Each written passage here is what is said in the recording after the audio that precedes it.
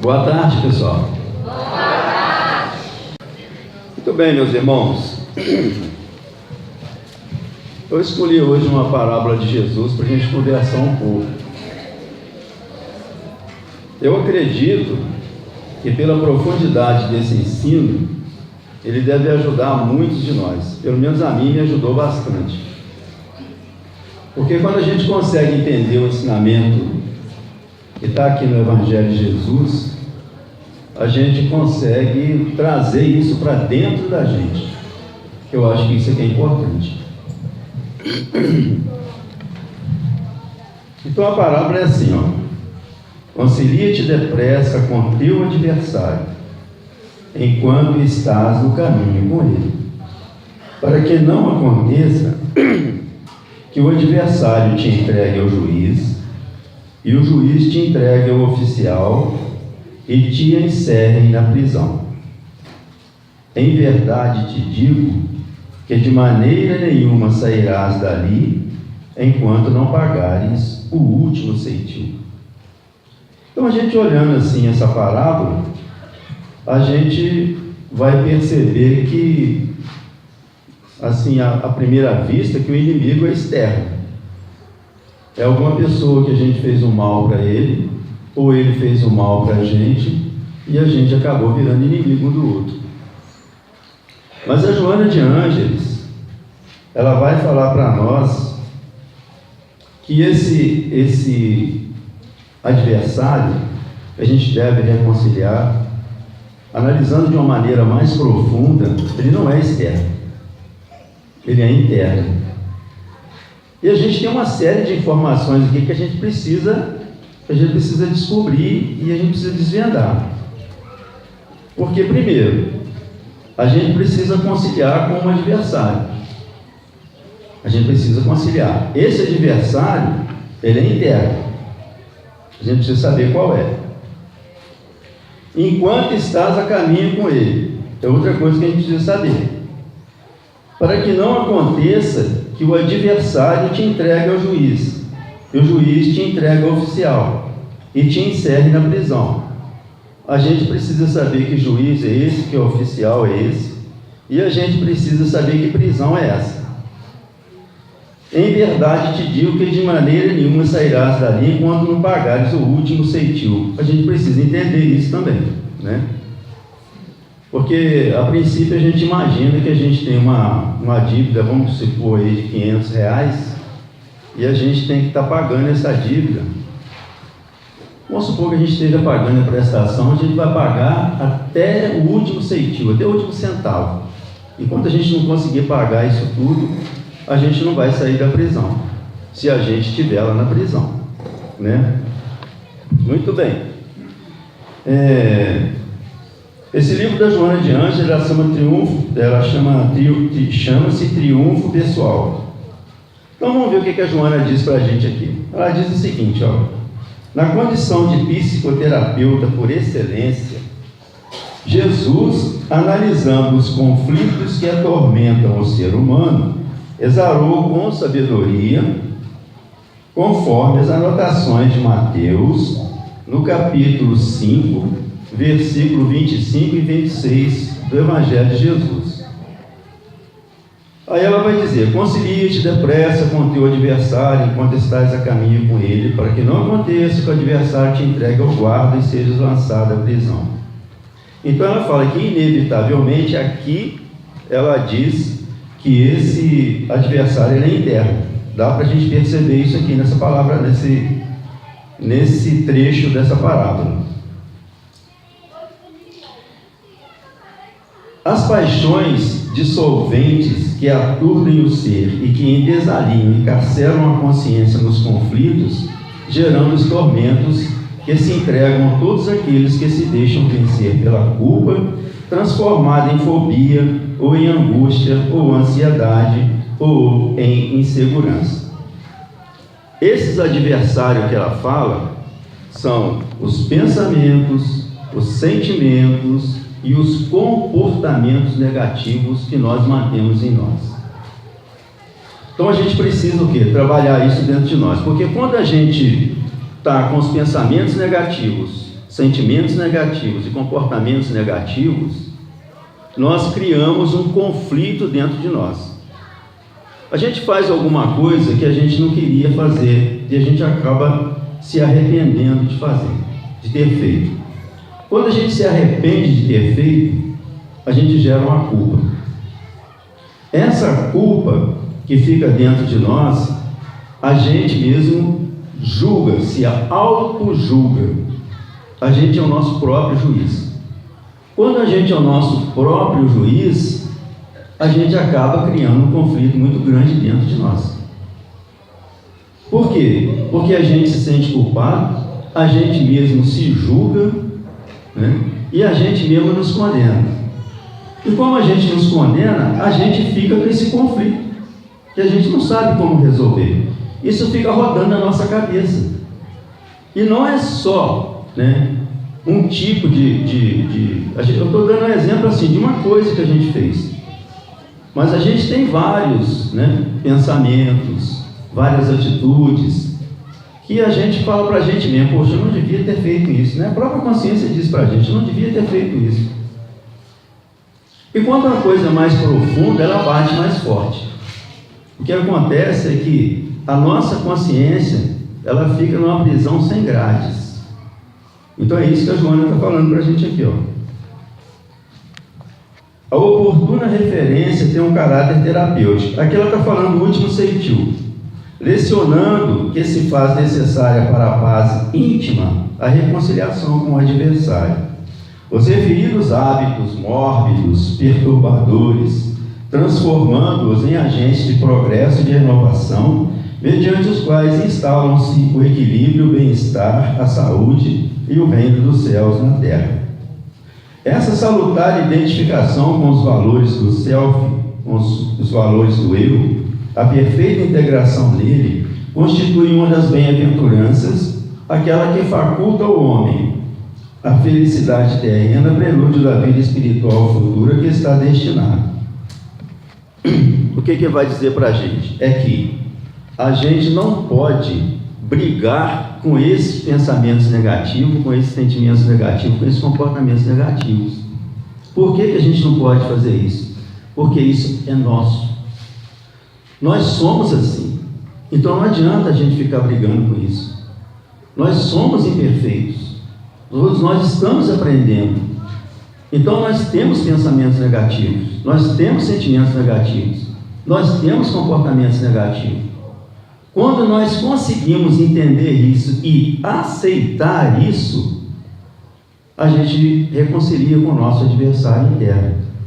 Só que o nosso orgulho, o nosso egoísmo, o nosso não querer aceitar que a gente é espíritos imperfeitos e que estamos em aprendizado, faz com que a gente não aceite esse pensamento negativo. Não, isso não é meu. Não aceite esses sentimentos negativos. Não, isso não é meu. E a gente não aceita os comportamentos negativos. Poxa, não devia ter feito isso, estou repetindo isso de novo, né? Eu sou cristão, eu sou espírita, eu sou religioso, eu já conheço, eu não poderia estar errando de novo. Então isso cria um conflito, porque a gente não tem como sair disso, porque nós somos assim ainda, todos nós somos. Mas a gente assume essa culpa e nos julga porque a gente quer, por todas as maneiras, entender que a gente já é uma pessoa que já venceu tudo isso, e nós não vencemos. E por a gente não conseguir ainda vencer tudo isso, mas achar que já venceu, a gente não aceita quando a gente erra.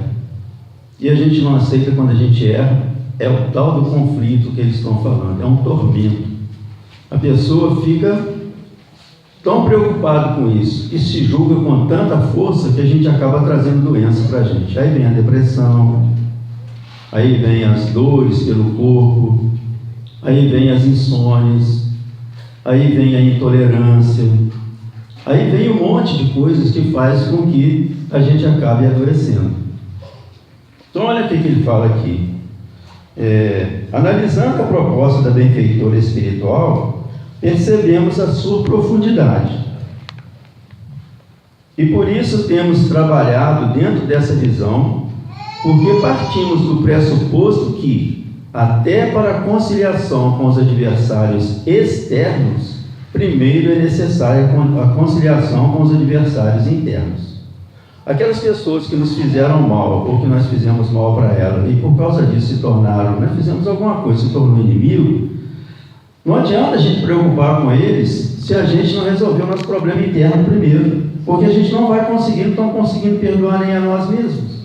Nós não conseguimos estar entendendo o que está se passando dentro de nós. Como é que vamos entender? Como é que nós vamos conseguir perdoar o nosso inimigo externo, Primeiro a gente tem que resolver o nosso problema interno.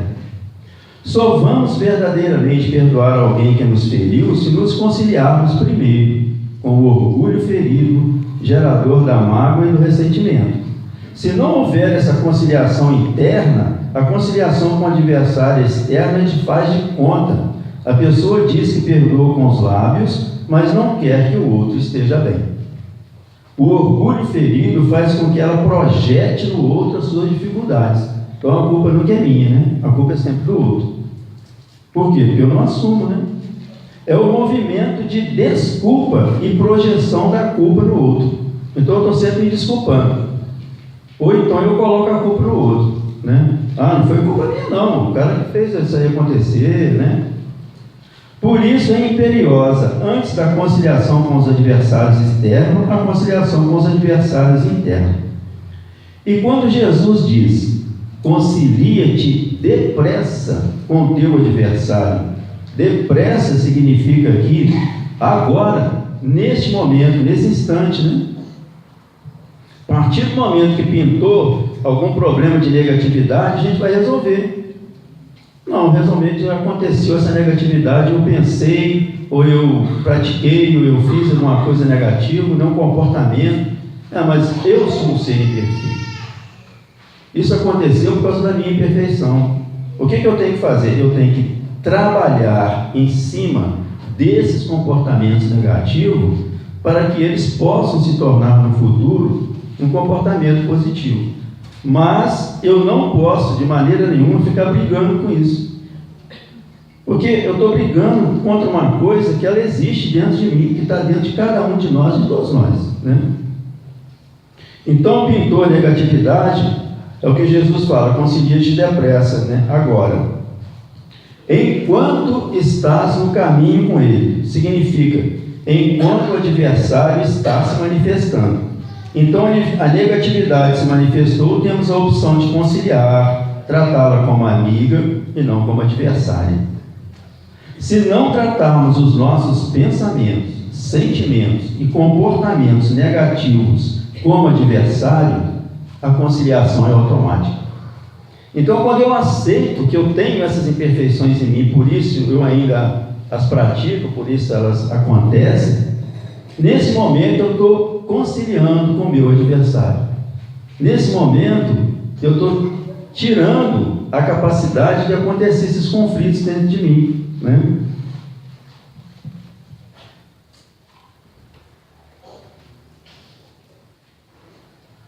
Porque o indivíduo se vê como um aprendiz da vida, em que os pensamentos, sentimentos e comportamentos negativos fazem parte dele, o qual está em um processo de aperfeiçoamento. Com isso, ele não entra em um conflito desnecessário e não vai para a prisão. Então ele chama esses conflitos de conflitos desnecessários. A gente vai para a prisão porque a gente não sabe se livrar desses conflitos. A gente não precisa deles, eles são desnecessários, mas a gente cria eles para nós, Porém, se em algum momento nós reprimimos ou negamos a negatividade, transformando em inimigo, esse adversário vai nos entregar ao juiz e o juiz nos entregará ao oficial para nos colocar na prisão. Que prisão é essa? A prisão é o símbolo dos conflitos desnecessários, a culpa e a desculpa. Esse conflito que a gente cria para a gente. Não devia ter feito, como é que eu vou fazer agora? Tem que perdoar, mas meu orgulho não deixa e tal, e estou fazendo as mesmas coisas, repetindo os mesmos erros de novo, será que a gente não vai aprender e tal? E isso fica rodando, gente, na cabeça da gente. E isso é que coloca a nossa consciência dentro de uma prisão. A gente fica preso lá, porque isso fica o tempo todo martelando a nossa cabeça, né? A culpa começa no processo de auto-julgamento. A gente começa a julgar a gente mesmo. A pessoa transforma-se em um juiz dela mesma, para se autocondenar e se autopunir. A autopunição é um mecanismo de prisão sem grades na qual criamos doenças físicas e emocionais para nos punir por não sermos tão perfeitos como gostaríamos. Então, a gente quer ser perfeito, todo mundo quer ser perfeito, né? Mas nesse caso, querer não é poder, né? A gente quer, mas a gente não é. Então, a gente tem que evitar esses conflitos, né? A desculpa também começa no auto-julgamento. O que a diferencia da culpa é que a pessoa projeta as suas imperfeições nos outros, acreditando-se sem nenhuma dificuldade, como fez aquele filho mais velho da parábola, né? Do filho pródigo, né? O mais velho que ficou em casa era o bonzinho, né? Cheio de egoísmo. A pessoa justifica-se projetando a culpa nos outros. Com isso, vitaliza uma máscara que a mantém também em uma prisão sem grades.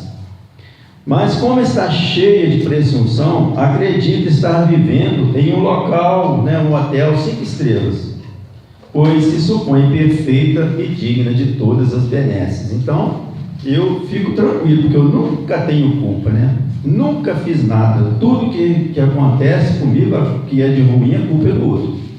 Só, gente, que isso é uma máscara, isso é uma mentira. E isso gera conflito também, né? Então, não adianta a gente viver. Uma hora essa máscara vai cair e a dor pode ser muito maior. Isso é uma mentira que a gente fica vivendo, né? E a gente precisa identificar isso dentro de nós.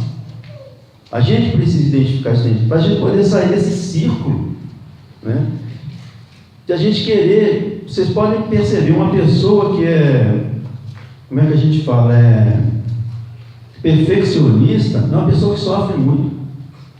Por quê? Porque a gente não tem essa perfeição. Então, uma hora ou outra, as coisas vão dar errado, as coisas vão sair diferentes, né? Não vai sair do jeito que a gente quer. Então, não adianta a gente pensar nisso, né? Muitos de nós passamos a vida inteira assim, com esses conflitos desnecessários, muitas vezes com predomínio em uma das polaridades ou oscilando entre as duas, né? A culpa e a desculpa. Estão sempre oscilando entre elas, né? Cedo ou tarde, todo indivíduo que entrou pelos caminhos dos conflitos desnecessários vai perceber que está em uma prisão sem grades, por não ter se conciliado com as suas negatividades, por não ter aceitado as suas negatividades, né? Ele vai descobrir que ele está numa prisão sem grades, mais cedo ou mais tarde. Quando a pessoa percebe que está em conflitos e quer sair deles, o que deve fazer? Bom, agora eu descobri, né? Esses conflitos que eu estou vivendo é tudo desnecessário. Estou me autopunindo, estou me auto-julgando, estou trazendo doença para mim. E agora, o que eu vou fazer, né? Como é que eu vou sair disso? Fazer o caminho de volta. De volta à casa paterna, como fez o filho pródigo, né?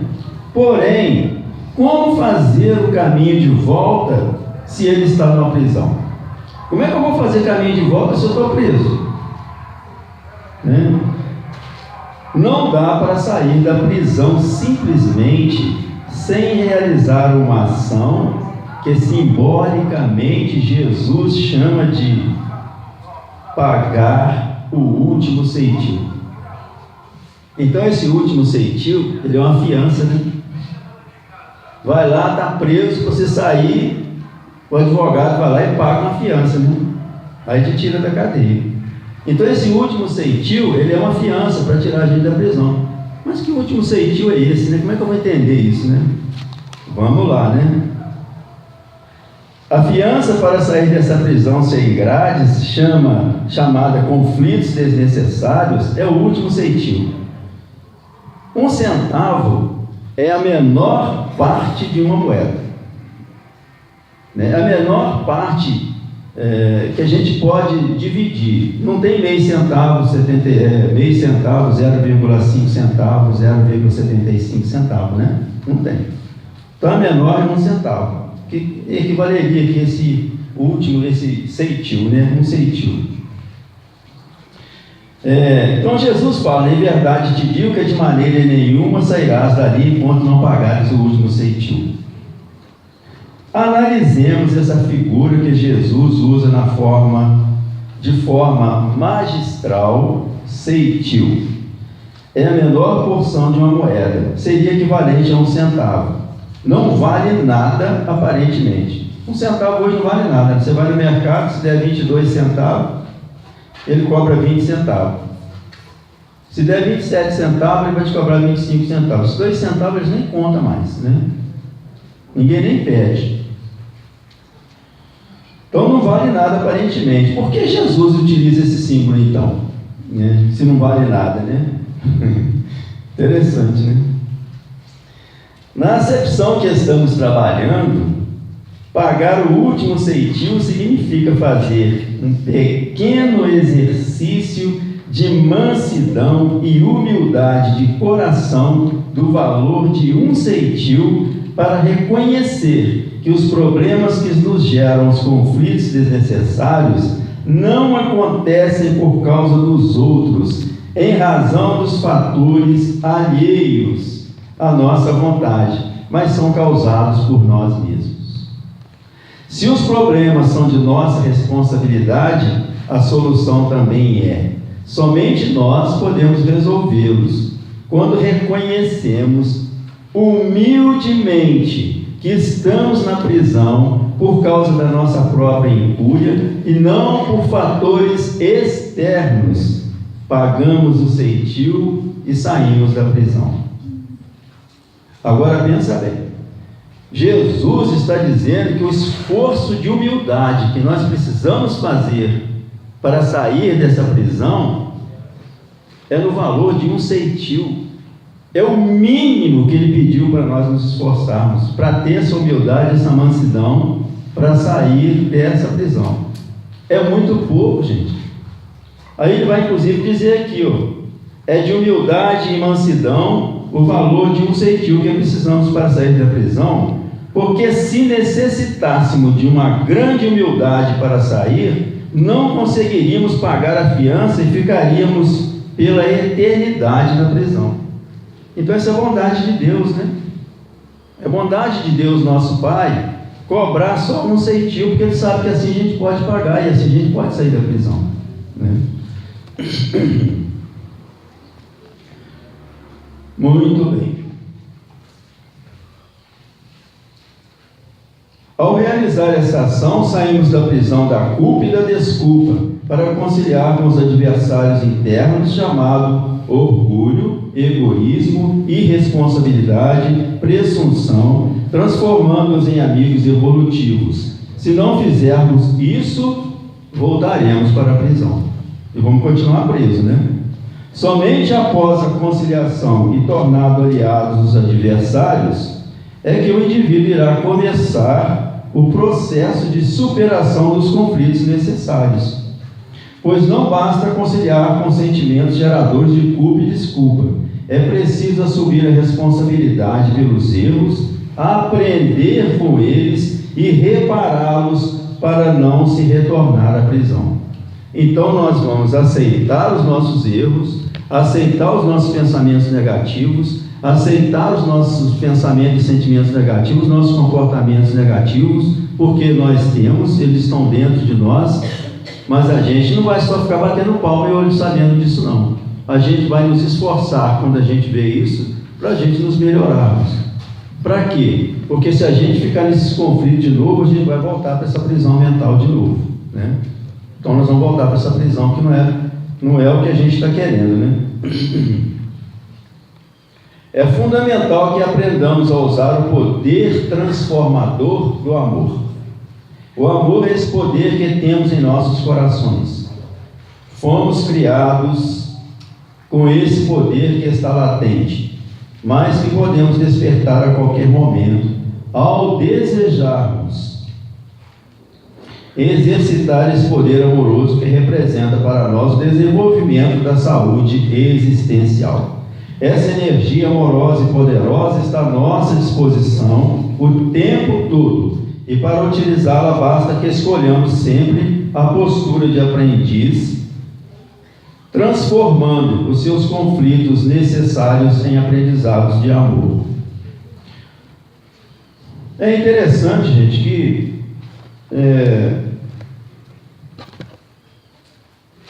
ele dá para a gente aqui uma reflexão profunda, né? Um ensinamento profundo, que às vezes a gente lê uma parábola dessa, a gente lê um ensinamento de Jesus desse, e a gente não consegue enxergar nada dentro dele, né?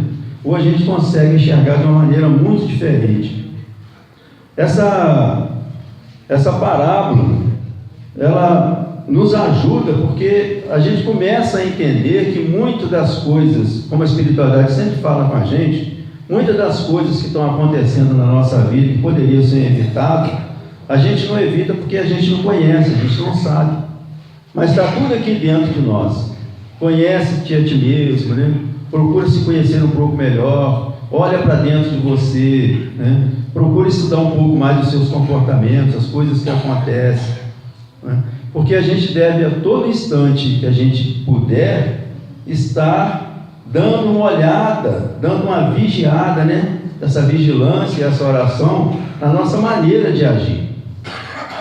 O que a gente está fazendo durante o dia a dia, a maneira com que a gente está vivendo, né? O que nós estamos praticando, para que a gente possa ter esse conhecimento e saber como é que a gente vai agir nesses momentos em que está gerando esse conflito muito grande.